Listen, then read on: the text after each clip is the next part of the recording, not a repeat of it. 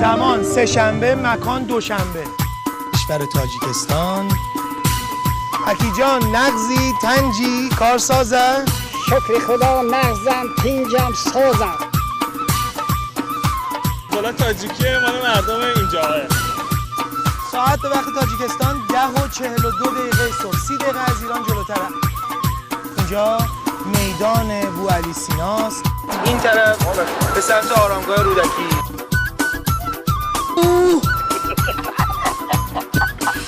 زاموچه. مهمانی عزیز سفر مبارک باشد، هرچند که از راه دراز آمده. بیا بشینیم با هم یه چای تاجیکی بخوریم.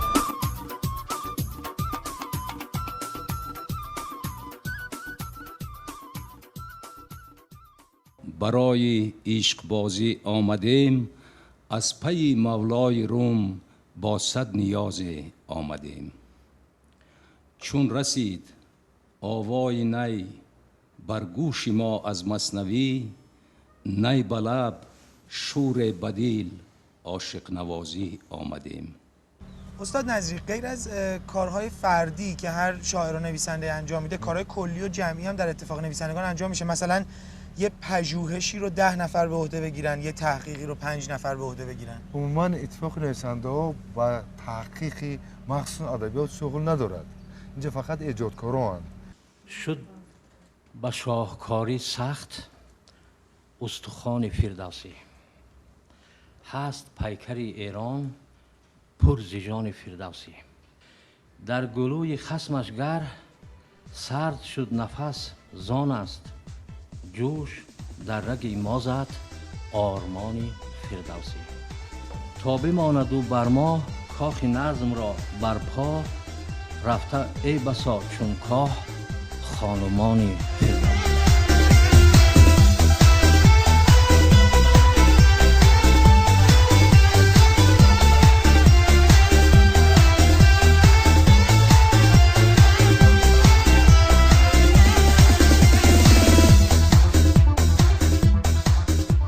نمای بیرونی اتفاق نویسندگان خیلی قشنگه ها. پیکره مشاهیر ادبیات ایران و تاجیک. بله اینا فارس و تاجیک هست.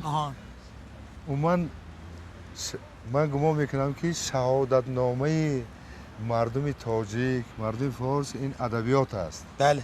ما را توسط بزرگان ادبیات، علم و هنر شناختند و ما هنوز دوران شوروی کوشش کردیم که برای یک خودشناسی مردم، همچون یک مجسمه های افتخاری این مردم تاجیک، این مجسمه ها را سازیم و منظور مردم کنیم تا نیاکان خود را شناسند.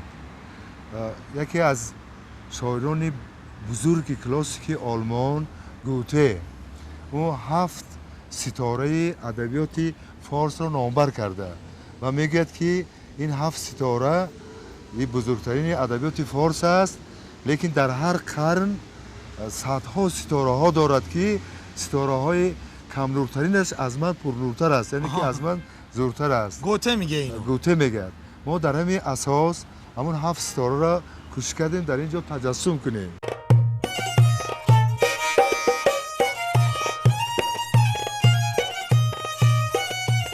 اما از 7 تا انگار بیشترن. حالا برامون توضیح میدین؟ الان اینا 9 تا هن. اینجا اینطور شد که اون دوران شوروی بود، دوران ادبیات نوین ما بود. ما برابر اون بزرگان ادبیات کلاسیکیمون خواستیم که ادبیات نوین هم 4 نفر باشد و در اینجا یعنی اون دو پیکره و اون 2 پیکره دست چپ مربوط به ادبیات نوین است. دوران شوروی. 7 ستاره 7 پیکر وسطی ادبیات کلاسیک. اینا بزرگان دنیایی ما هستند. یکی معرفی میکنین اینها رو به ما؟ میخواستم که معرفی کنم. این در مرکز در میانه استاد ابو عبدالله رودکی، قافله سالار ادبیات فارس تاجیک. اون در پهلوشان حکیم عبدالقاسم فردوسی و شیخ سعدی شیرازی، خواجه حافظ شیرازی و در اینجا حکیم استاد دست راست رودکی کیه؟ ابوعلی ابن سینا، ابوعلی سینا هست. بله بله. ابوعلی سینا و در اون عبدالرحمن جامی و حکیم عمر خیام.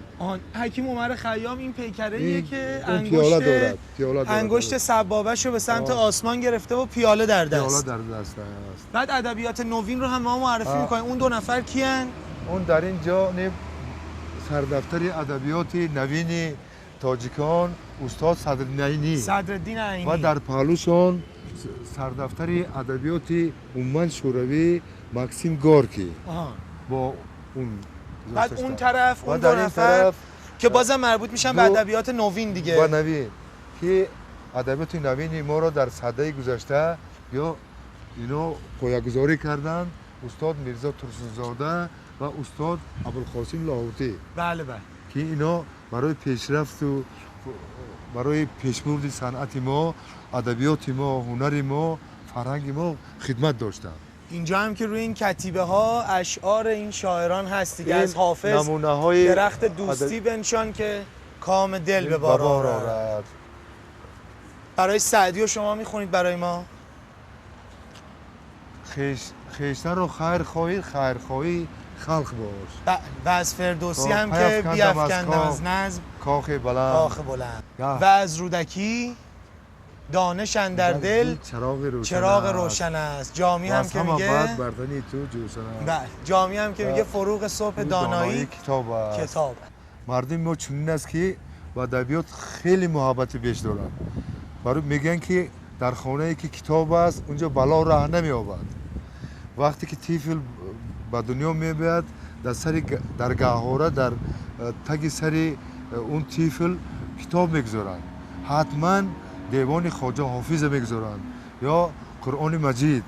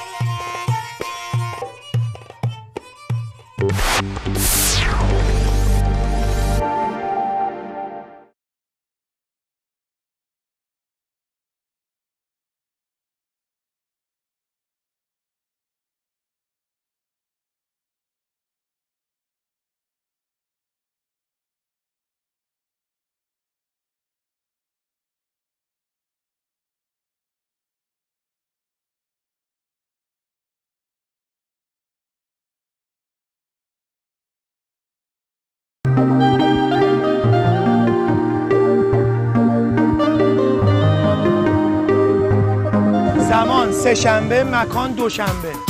کشور تاجیکستان. حکی جان نغزی تنجی کارسازه. شکر خدا نغزم تنجم سازم. حالا تاجیکیه مال مردم اینجاه. ساعت به وقت تاجیکستان 10:42 صبح. 30 دقیقه از ایران جلوتره. اینجا میدان بوعلی سیناست. این طرف به سمت آرامگاه رودکی.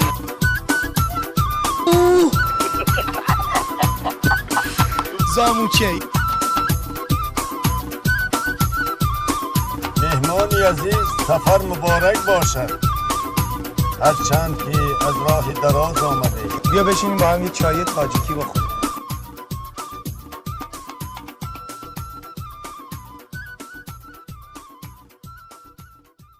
کل مردم تاجیک ایران رو و خاک مقدس ایران رو دوست می دارد و خودش نیز یک جزء ایران قدیمه است.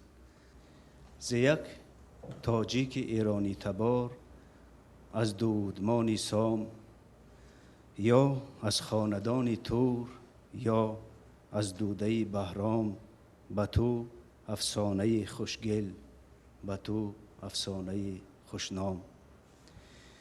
من و تو شاعرانیم بس که زاب و خاک ایرانیم، ولیکن با همه این قدرت و پرواز، با این حشمت و پرداز، منم یک مصرعی ننوشته بابای فردوسی، توی یک مصرعی ننوشته بابای فردوسی، که در آموجگاه مغز پرشورش مرا گم کرد در خطلان، تو را گم کرد در گیلان. چنان یادی تو را من در دل خود پرورش دادم، که از شهر به شهر می روم چون باد هر جایی. زهر بذری که کشتم در جگر نام تو سر برزد، تو در دیوان حسرت های من بیتی مجلایی. کلام سعدی در لب با لبت گوشانه زد میرزا، تو شیرین لب چنان خوبی که حرفی سعدی آرایی.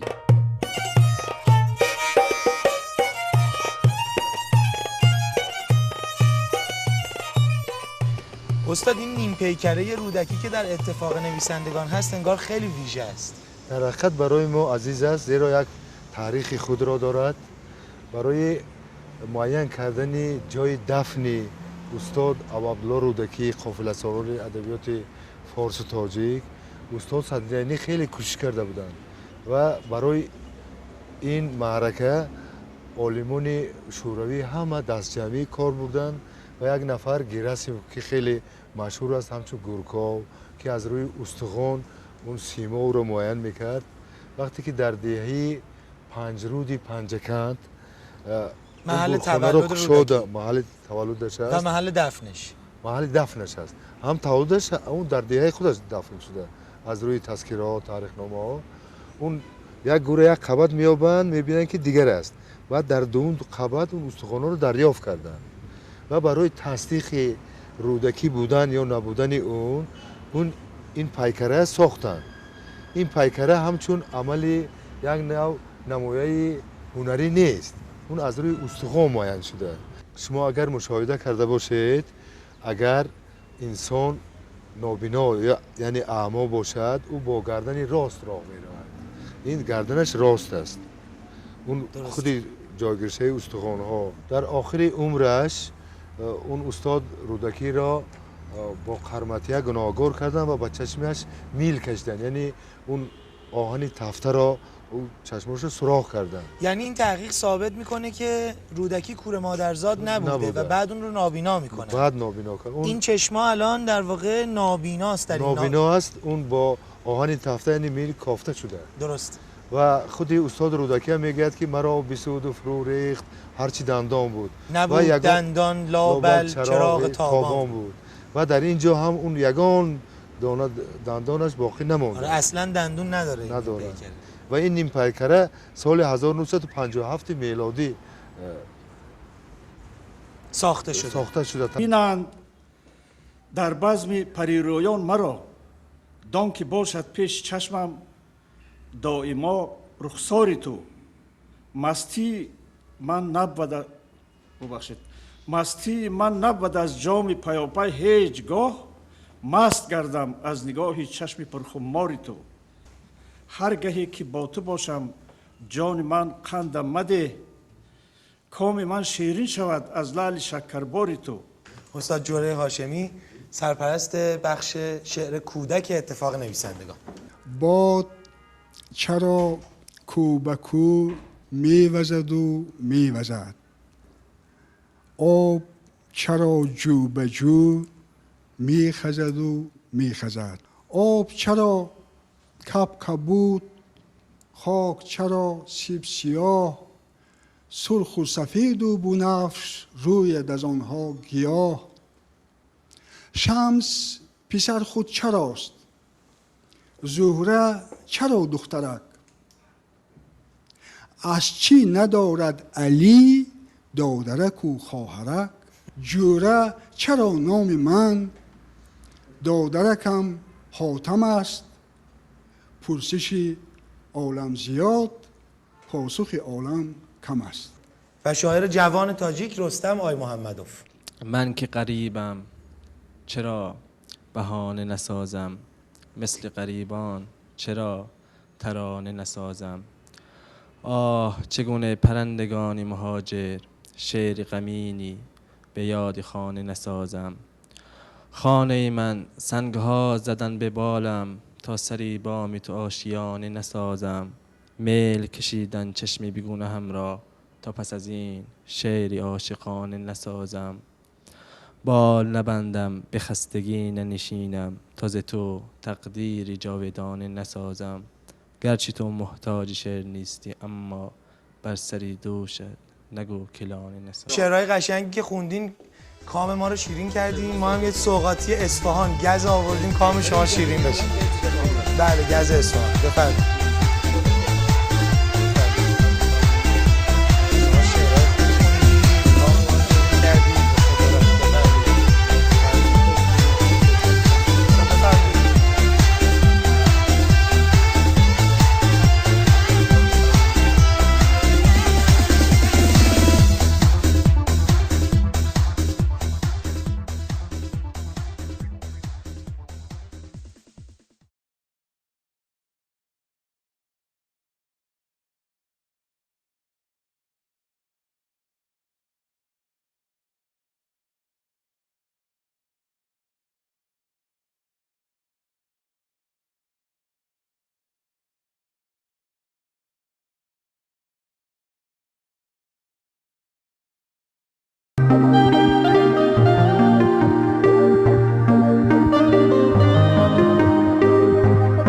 زمان سه‌شنبه، مکان دوشنبه. کشور تاجیکستان. حکی جان نغزی تنجی کارسازه. شکر خدا نغزم تنجم سازم. حالا تاجیکیه مال مردم اینجاه. ساعت به وقت تاجیکستان 10:42 صبح، 30 دقیقه از ایران جلوتره. اینجا میدان بوعلی سیناست. این طرف به سمت آرامگاه رودکی.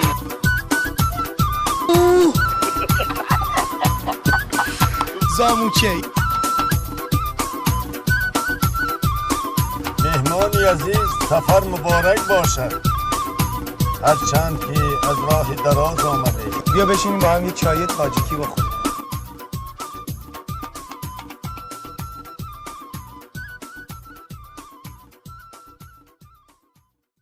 بالاخره بگیم دیگه این دوشنبه‌ای که برای ما سومین روز هفته است برای چی شده اسم پایتخت کشور تاجیکستان. 80 سال پیش اینجا شومان نام داشته. اینجا هم نه، 25 کیلومتری اینجا که الان حصار یا قلعه حصار نامیده میشه.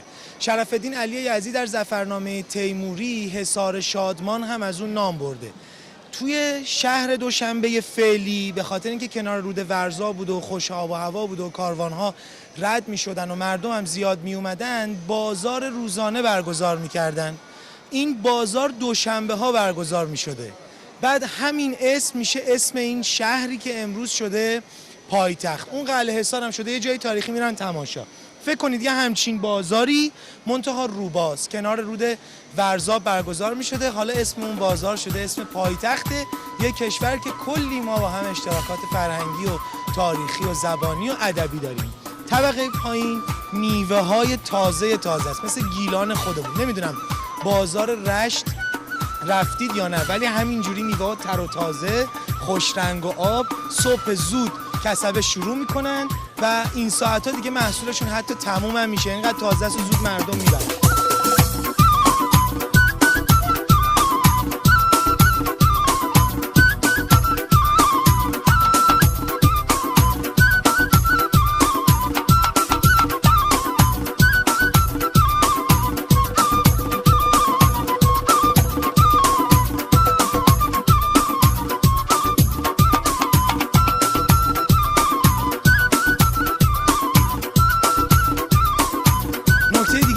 بازار طبقه دومش لباسای سنتی و اقلام دیگه غیر از خوراکی و میوه و تره بار و اینها میفروشن. شما لباسای سنتی رو میتونید تماشا بکنین. از یکی از همین لباس فروشی‌ها من یه دونه کلاه تاجیکی هم خریدم. زنونه هستی؟ زنونه است آقا. این نمونه زنونه همین کلاهیه که مردونش روی سر منه. قیمتش چنده؟ 45 سامانی. 45 سامانی. این که من پوشیدم اسمش چیه؟ جامعه زردوزی.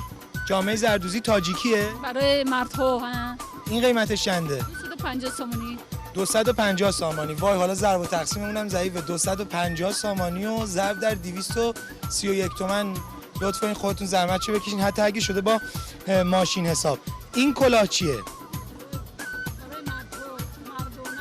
برای مردانه. همین دوشنبه میذارن سرشون یا جای دیگه؟ این دستوزی ای کلابه. دستوزی کلاب. کلاب هم یکی از شهرهای نزدیک دوشنبه است. نمیدونم این بیشتر میاد یا این بیشتر. به این بیشتر. این بیشتر. تاجیکی شدیم حسابیا.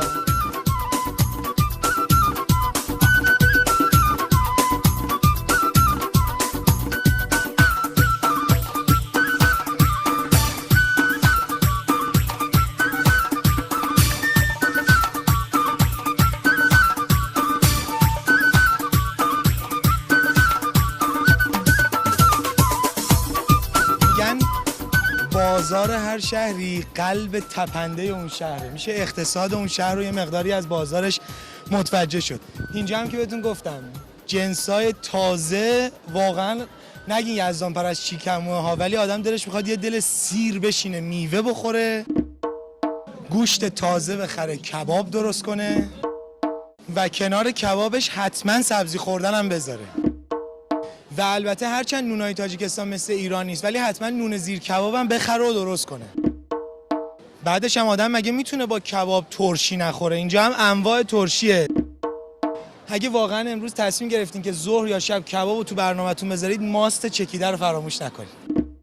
تمام اینا ترشی خونگی، انواع کلم، خیار، هویج، فلفل، گل کلم و خود خانوما درست میکنن، خونگی میارن تو این بازار روزانه میفروشن و مردم هم میان تازه تازه خرید میکنن که سفره‌هاشون رنگین تر بشه.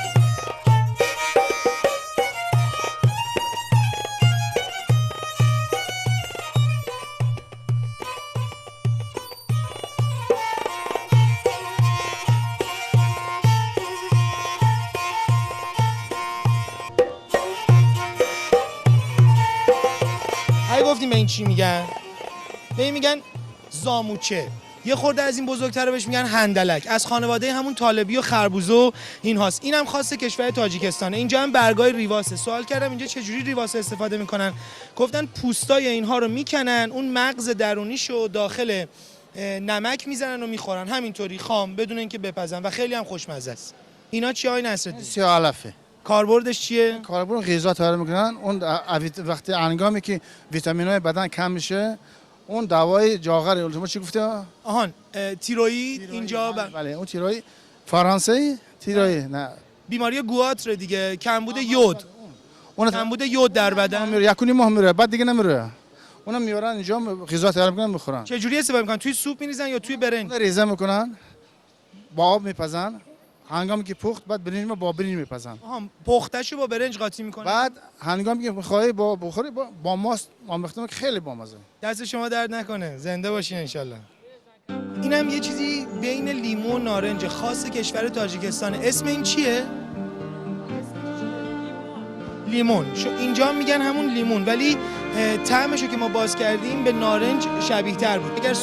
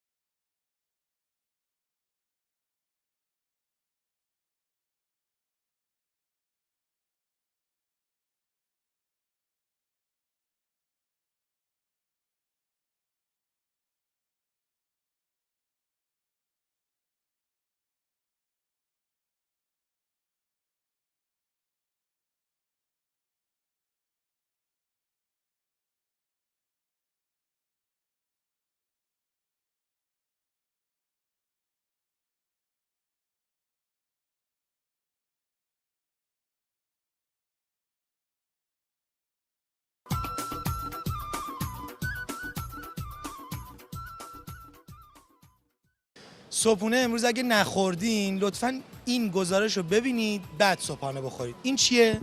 خامه. این یکی؟ این وای چی بود؟ تورو. پنیر؟ پنیر. پنیر. ما چی میگید به پنیر؟ ما تورو. همه اینها محلیه و تازه. این طرف که تشریف بیارید اصل آخ انداختم. اصل گذاشتن که با کره حتما میچسبه. این طرفترم تخم مرغ تازه و محلی، تخم بلدرچین هم هست. اگر که تصمیم گرفتین املت درست بکنین اون طرف بریم که تخم مرغ تنها نمونه. بدون تخم مرغ املت درست نمیشه. این طرف هم گوجه های آبدار و سرخ و تازه با خیارم اگر حلقه بکنید کنار املت فوق العاده میچسبه. کی میای صبح اینجا؟ 6 سهاری. بیا نزدیکتر. 6 سحر میان؟ بعد کسب و کار رو به راهه؟ کسب کاری چکا اینو فروشی تا ساعت 6 بگویی. تا ساعت 6 بعد از ظهر. سودا تجارت. سودا و تجارت میکنی؟ سودش خوبه؟ شما خوبی؟ الحمدلله. شما صبح چه ساعتی میان؟ ما ساعت 6. 6 صبحاره؟ اینا رو میرین از میدون مرکزی میگیرین؟ هر کجا میگیریم. بود دهقونیمون هسته. کسب و کار رو به راهه؟ خشده. چقدری مثلا کسب و کار میکنید روزانه؟ روزانه ما هم میوه میفروشیم، سوز میکنیم، رکلام هم میکنیم. چقدر مثلا درآمد داریم؟ درآمد هست 20 سوم 30 سوم درآمد هست. 20 سوم 30 سوم سودش میشه؟ یک سود کبه روزش. اون خانومم با شما کار میکنن اینجا؟ همسایه شما همسایه این با هم؟ شما هم ساعت 6 میان؟ ساعت 6 میریم. 6 میریم. اینجا هم جنسات تازه است، همین که خوب مردم سحرخیزن و در واقع ساعت‌های اول بامداد بیشتر مردم میان که جنس تازه ببرن. بامداد میخزیم میریم همه را تازه میکنیم برای خلق تاجیکستان خدمت میکنیم از سطح دل. زنده باشین انشالله.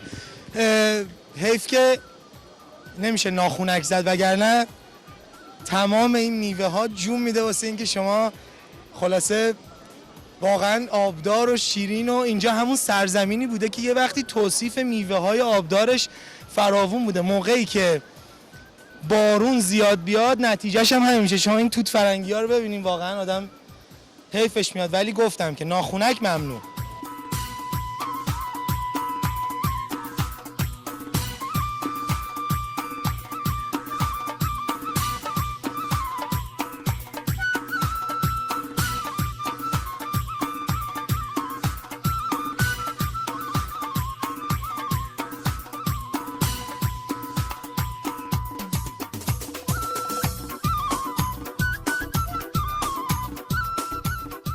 ناخونک که نزدیم ولی انقدر ترشی‌ها رو تماشا کردیم قند بدنمون افتاد. برای همین الان نشستم. الان اومدیم سراغ بخشی که پر از شیرینیه. انشالله که کام همتون همیشه شیرین باشی.